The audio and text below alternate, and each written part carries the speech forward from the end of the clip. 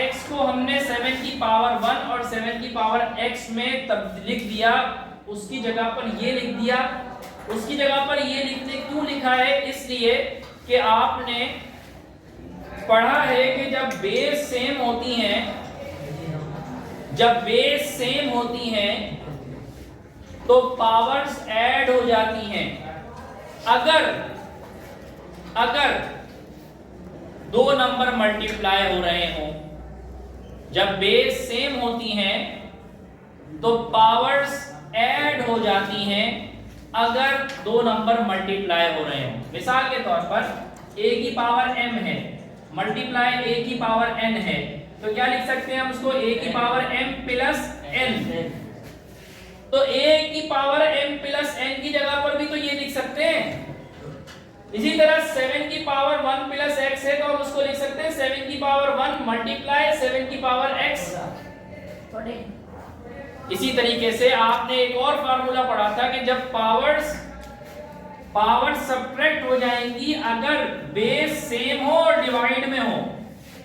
a की power m ऊपर है, a की पावर n नीचे है, तो पावर्स सब्ट्रैक्ट हो जाएंगी।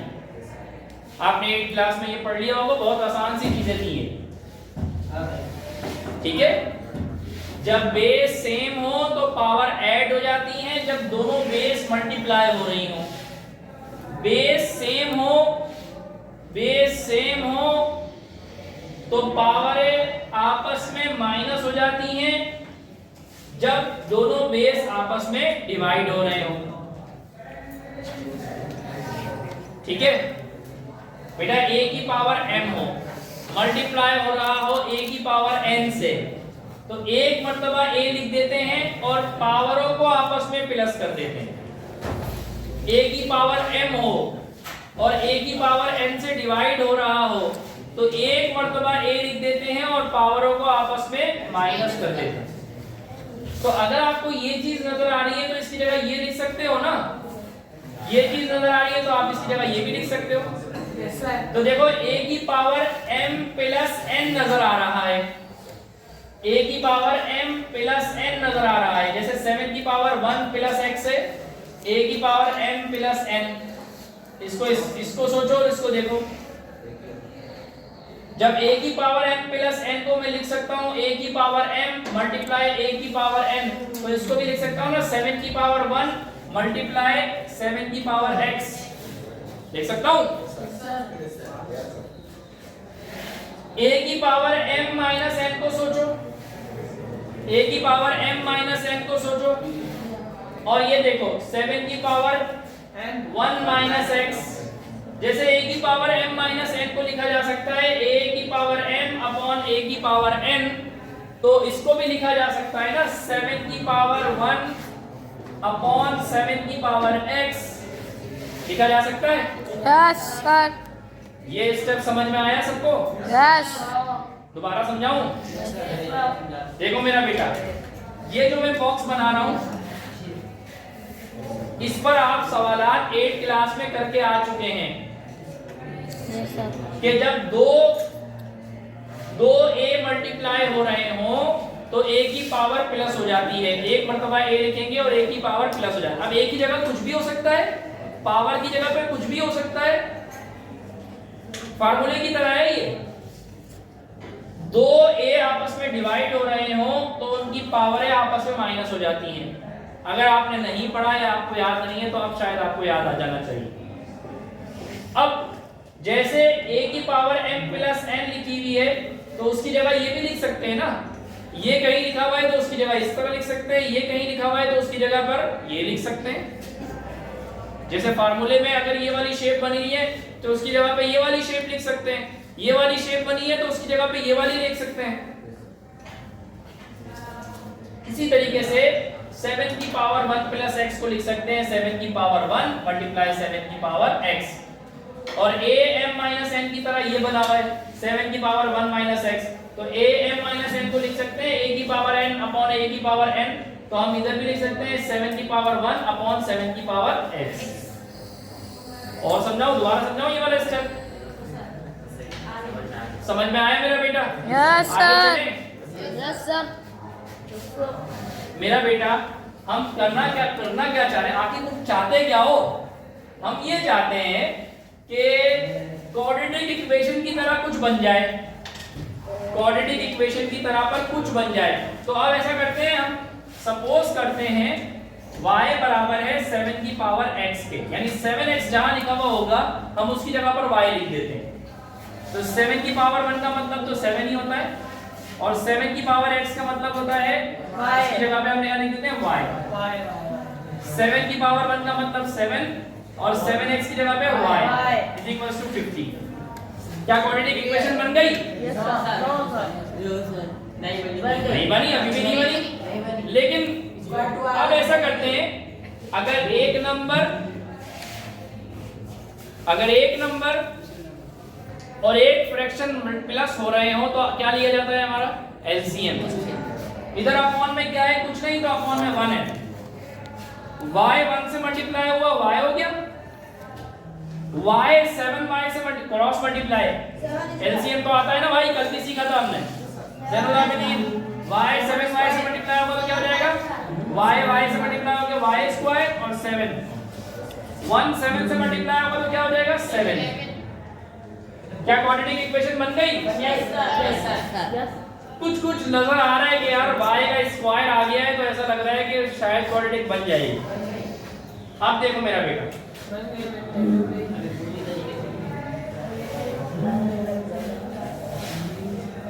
देखिए मेरा बेटा, 7y square plus 7 is equals to 50। Upon में y है, इक्वल के इस तरफ आगे क्या हो जाएगा? मल्टीप्लाई। तो 50 के साथ मल्टीप्लाई का मतलब मल्टीप्लाई लिखते थोड़ी है, बस y लिख दो, तो मतलब यही है कि 50 और y मल्टीप्लाई हो रहे हैं। एक नंबर और एक वेरिएबल ऐसे नजर आ रहे हैं, तो दरमियान में क्या है? मल्टीप्लाई। तो मल्टीप्लाई की साइन लगाने की जरूरत नहीं। 50y प्लस का है, यहां ले आओ, पहले 7y लिख दो, स्क्वायर लिख दो, फिर 50y यहां लाके माइनस 50y लिख दो और प्लस 7 फिर आखिर में लिख दो। ये बन गई हमारी क्वाड्रेटिक इक्वेशन। Yes sir. और उसकी जनरल फॉर्म क्या थी? ay square plus by plus c equal to 0। अब a कितना है मेरा बेटा? 7। b कितना है मेरा बेटा? माइनस 50। c कितना है मेरा बेटा? +7। अब क्वाड्रेटिक फार्मूला लिखेंगे मेरा बेटा, y is equals to minus b plus minus root b square minus 4ac upon 2a। इसमें सॉल्व करेंगे तो y की कितनी वैल्यू आ जाएगी बेटा? 2। इसको सॉल्व करेंगे तो y की कितनी वैल्यू आ जाएगी? 2। सॉल्व आप खुद करेंगे, y की वैल्यू मैं आपको बता देता हूं। इसमें y की वैल्यूज आएंगी 1/7 और 7।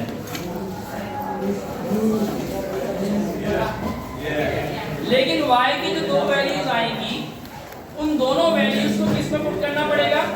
यहाँ पे। फिर x की भी वैल्यूज आ जाएंगी। सही है मेरा? क्योंकि सवाल x में था, लिहाजा आंसर भी x में लेकर आना है। तो वो जो हमने सब्स्टिट्यूशन की थी, 7x की जगह पे y पुट किया था, इसको हम दोबारा लेकर आएंगे और इसमें जो हमारी y की वैल्यू है दोनों वो इसमें पुट करेंगे और x के दो आंसर निकालेंगे। सो हम इस तरह y का when y is equals to 1/7, सो ये वाली इक्वेशन उठाएंगे जो हमने सब्स्टिट्यूट किया था, y is equals to 7 की पावर x, 7 की पावर x, इसमें y की जगह पे 1/7 पुट कर देंगे और 7 की पावर x अपनी जगह पे रहेगी। मालूम करनी है x की वैल्यू। बेटा 7 की पावर, 7 डिनोमिनेटर में है और 7 की पावर कोई नजर नहीं आ रही आपको। अगर किसी नंबर की कोई पावर आपको नजर नहीं आती तो इसका मतलब है कि वो पावर 1 है, वो पावर 1 है। साइन की बात नहीं हो रही, पावर की बात हो रही। a लिखा हुआ है, इसके ऊपर कोई पावर नहीं, तो मतलब पावर 1 है। अगर पावर 1 से ज्यादा होगी या 1 से कम होगी तो नजर आएगा, यानी 0 भी होगी ना तो 0 भी लिखनी पड़ती है। पावर का हिसाब किताब ये है कि पावर 0 भी हो ना तो पावर 0 लिखनी पड़ती है। लेकिन अगर 1 है पावर तो लिखने की जरूरत नहीं। 7 की पावर क्या है? 1। जब कोई नंबर अपॉन से उठा के डिनोमिनेटर से उठा के न्यूमरेटर में ले जाते हैं तो उसकी पावर की साइन चेंज हो जाती है। जब किसी नंबर को डिनोमिनेटर से उठा के न्यूमरेटर में ले जाएं, अपॉन में नीचे से उठा के ऊपर ले जाएं या ऊपर से उठा के नीचे ले आएं अपनी मर्जी से, अपने खुद से, तो हम जुर्माना ये भरना पड़ता है कि उसकी पावर की साइन को चेंज करना पड़ता है। अगर पावर की साइन नीचे माइनस में है तो ऊपर जाके प्लस में हो जाएगी, नीचे प्लस में है तो ऊपर जाके माइनस में हो जाएगी। अब 7 की पावर 1 है, प्लस 1 है, वो नजर तो नहीं आ रहा, लेकिन जब मैं 7 को ऊपर ले जाना चाहूंगा तो क्या हो जाएगा, 7 की पावर -1, और ये 1 फिर 7 उसके साथ मल्टीप्लाई हो जाएगा। 1 तो फिर किसी भी नंबर से मल्टीप्लाई हो वही नंबर आता है ना, 1 तो खत्म हो जाएगा फिर, क्योंकि 7 - 1 ऊपर जाके 1 से मल्टीप्लाई होगा और 1 से कोई भी नंबर मल्टीप्लाई हो वही नंबर आता है। 7 की पावर x, 7 की पावर -1 बराबर हो गया 7 की पावर x। अब मेरा बेटा यहां से x की वैल्यू आसानी से निकाली जा सकती है बाय कंपेयरिंग। 7 7 से कंपेयर हुआ, 7 -1 बराबर है 7 की पावर x, 7 7 के बराबर, पावर के बराबर। जब ये चीज इस चीज के बराबर है तो बेस के बराबर, पावर के बराबर, तो x किसके बराबर हुआ, -1 के। x का एक आंसर ये आ गया। और y का दूसरा क्या था, when y is equals to 7, सिर्फ 7। ये हमने निकाल के दिखाया नहीं था, ये आपके ऊपर छोड़ा था करने के लिए। अच्छा जी, अब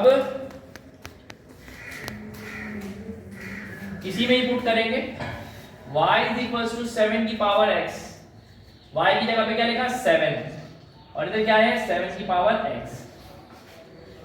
ये तो और आसान है, बेस से कंपेयर हुई, 7 बराबर है 7 की पावर x, तो 7 7 के बराबर है और 7 की यहाँ वाली पावर इसके यहाँ वाली पावर के बराबर है, तो x किसके बराबर हुआ, 1 के। 1 तो नजर नहीं आ रहा लेकिन 1 के बराबर है, तो x किसके बराबर हुआ, 1। शो करने के लिए अगर आप 1 लिखना चाहें तो लिख सकते हैं x = 1।